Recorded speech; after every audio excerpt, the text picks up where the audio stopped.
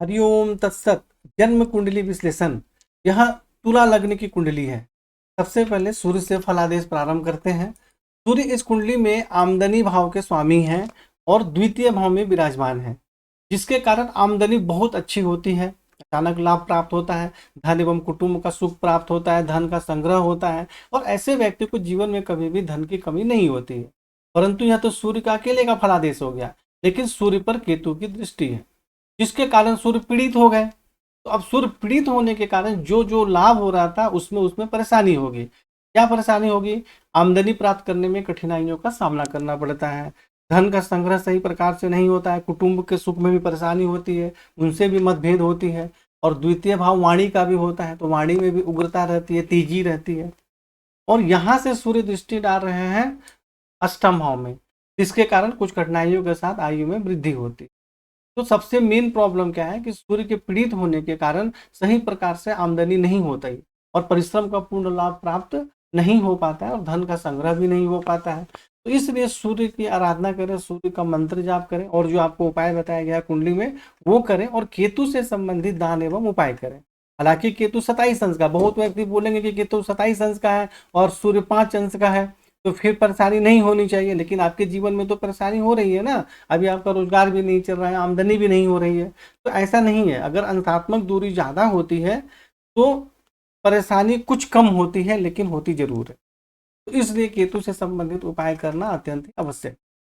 चंद्रमा जो है इस कुंडली में 10वें भाव के स्वामी है और रोजगार के स्वामी है, यानी पिता राज रोजगार के स्वामी है और एकादश भाव में विराजमान है। तो जिसके कारण आमदनी बहुत अच्छी होती है, पिता राज एवं रोजगार के क्षेत्र में सुख सम्मान एवं सफलता प्राप्त होती है। और यहाँ से चंद्रमा दृष्टि डालते हैं पंचम भाव में, तो जिसके कारण विद्या बुद्धि संतान का सुख प्राप्त होता है। परंतु यहाँ जो चंद्रमा है वह अकेले हैं, यानी कि इनके दोनों तरफ कोई भी शुभ ग्रह नहीं है, ना ही इसके ऊपर किसी शुभ ग्रह की दृष्टि है, तो जिसको केमद्रुम योग कहते हैं। और ऐसे योग में जीवन में सही प्रकार से उन्नति एवं सफलता प्राप्त नहीं होती है, या चंद्रमा जिस भाव के स्वामी होते हैं उसका भी श्रेष्ठ लाभ प्राप्त नहीं हो पाता है। इसलिए चंद्रमा का मंत्र जाप करें और जो आपको उपाय बताया गया है वह करें, जिससे कि आपको अच्छी सफलता प्राप्त हो सके।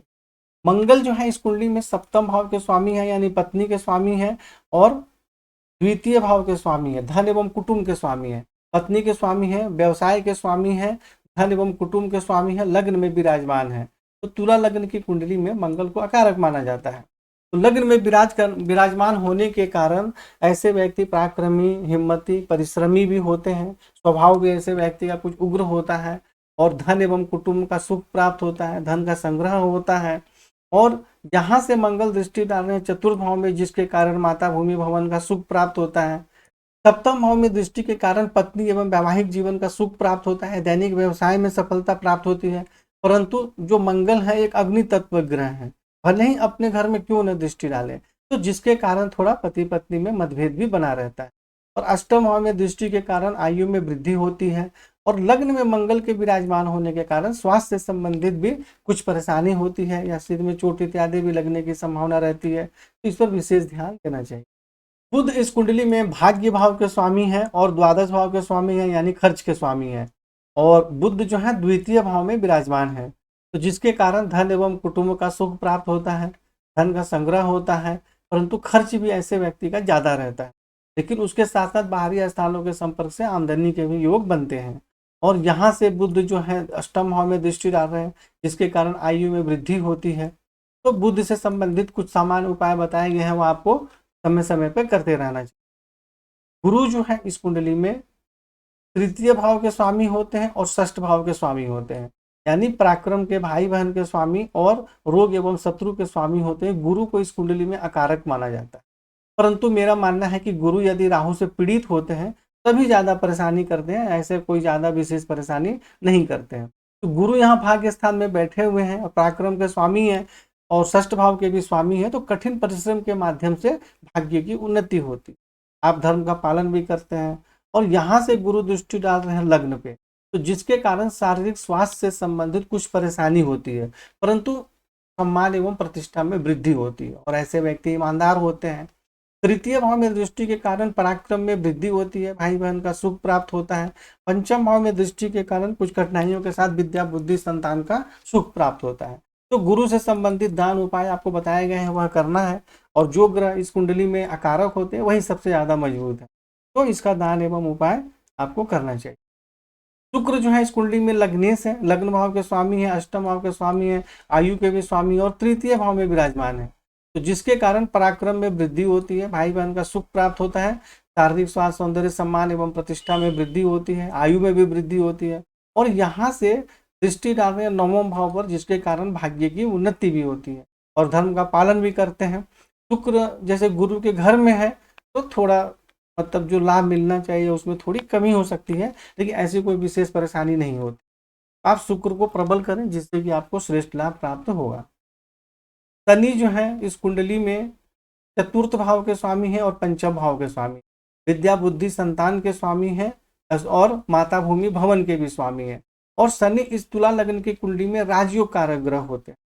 तो तृतीय भाव में विराजमान होने के कारण पराक्रम में वृद्धि होती है और कुछ कठिनाइयों के साथ भाई बहन का सुख प्राप्त होता है, माता भूमि भवन का भी सुख प्राप्त होता है।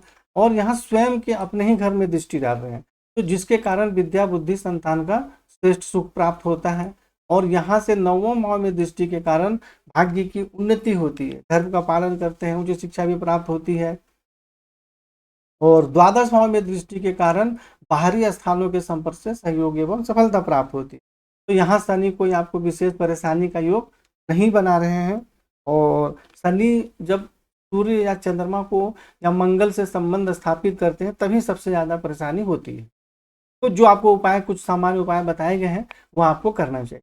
राहु जो है यहाँ चतुर्थ भाव में विराजमान है, जिसके कारण माता भूमि भवन के सुख में कठिनाई एवं परेशानी होती है।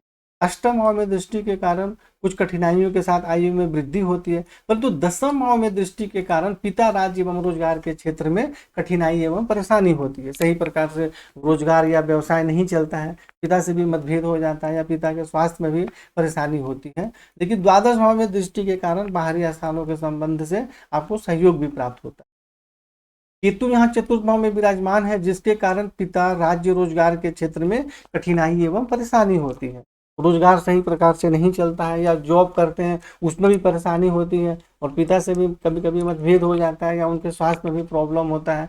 और यहाँ से केतु जब द्वितीय भाव में सूर्य को दृष्टि डाल रहे हैं तो आमदनी प्राप्त करने में कठिनाइयों का सामना करना पड़ता है, सही प्रकार से आमदनी होती नहीं है और धन एवं कुटुंब का भी संग्रह नहीं होता है, कुटुंब से भी मतभेद बना रहता है और आंखों से संबंधित भी परेशानी होने की संभावना रहती है। और वाणी में भी उग्रता होती है क्योंकि केतु में मंगल के समान ही अग्नि तत्व जैसे गुण होते हैं।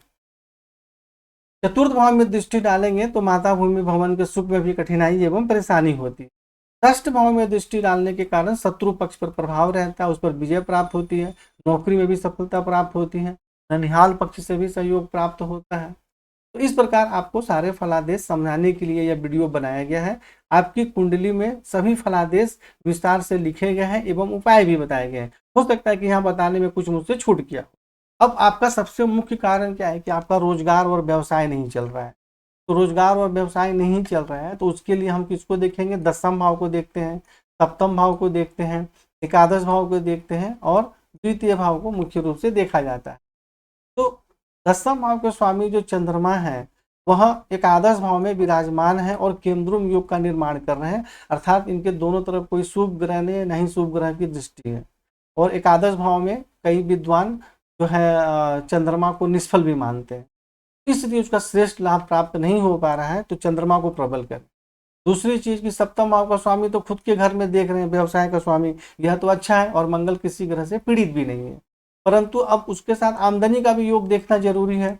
तो आमदनी के जो स्वामी हैं सूर्य, वह केतु से पीड़ित हो गए, तो जिसके कारण आप कोई भी व्यवसाय करते हैं तो आमदनी सही प्रकार से नहीं हो पाती।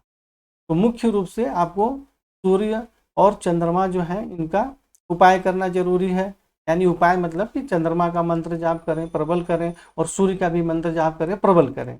अब यहाँ परेशानी देने वाले ग्रह कौन से हैं, राहु और केतु। ये दसम भाव होता है रोजगार का, तो रोजगार के घर में भी केतु रोजगार में परेशानी कर रहा है, राहु भी यहाँ दृष्टि डाल के परेशानी का योग बना रहे हैं। तो सबसे ज्यादा राहु और केतु क्या है कि परेशानी करने में मतलब सहयोग कर रहे हैं। तब इनके कारण परेशानी सबसे ज़्यादा आपको हो रही है। तो राहु केतु से संबंधित दान एवं उपाय आपको लगातार करना पड़ेगा। 1-2 दिन कर लिए उससे नहीं होगा, राहु केतु का उपाय लगातार करें और लक्ष्मी मंत्र का जाप एवं अनुष्ठान आपको भी लगातार करना पड़ेगा, क्योंकि आपको जॉब में जो जॉब या व्यापार में आपके जो रुकावट हो रही है वह दूर हो। तो इस प्रकार आपको मैंने समझा दिया और आप फिर फ़ोन करके भी और चर्चा करें। हरिओम तत्सत।